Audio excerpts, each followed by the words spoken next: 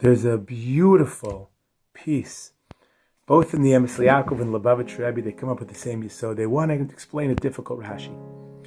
Rashi writes that Yaakov kept 613 mitzvahs in Beis Lavan. The pasuk says in Lavan Garti, and Rashi points out in the second opinion on that pasuk. He says, "Im Lavan harasha Garti v'tayig mitzvah shamarti v'lo lamati ma'asev haroim." I learned, I observed, I kept all the mitzvahs of the Torah in Lavan's house.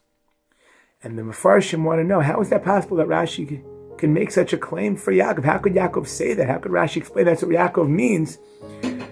We know he married two sisters, and that's a violation of a pasuk in the Torah. It's an Issa Midaraisa. You're not allowed to marry two sisters.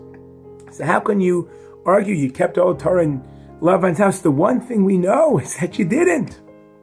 Many suggestions are offered to this question, but perhaps the most beautiful and inspiring one is offered by the Emes Yaakov of Yaakov Kamenetsky and the Lubavitch Rabbi in the Likutei Sichos. They both say an unbelievable yisod. It's based upon the fact that the Avos kept the Torah before Har Sinai only as a stringency. They did it b'Torah Chumrah. In other words, they weren't really obligated. No one's obligated to keep the mitzvahs until Har Sinai. Beforehand, it was just optional. It wasn't obligatory. It wasn't mandatory. They chose to. They did it as a chumrah. And here comes the yisod. We never take on chumras that damage, hurt, or undermine other people.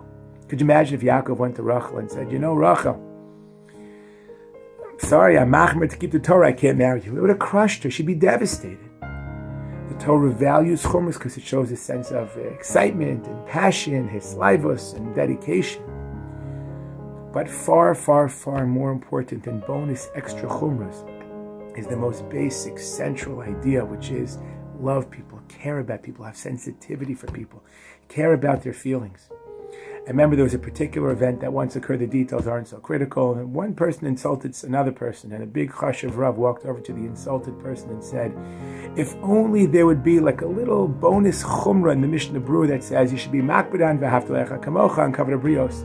The fact that it's every other pasuk and all the ideas of Torah are just spelled out, or every other pasuk in Torah, it's the backbone of all the ideas of Torah that you're supposed to love people and care and be sensitive. If only it would have been like a chumrah on the side. He said it somewhat facetiously and sarcastically to make this insulted person feel better.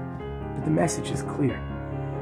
It's more important to be nice to people and caring and sensitive. That's the powerful mitzvah of v'ahavta lecha kamocha. The ein adam lechaver and mitzvahs are all rooted, are all based on this yisod.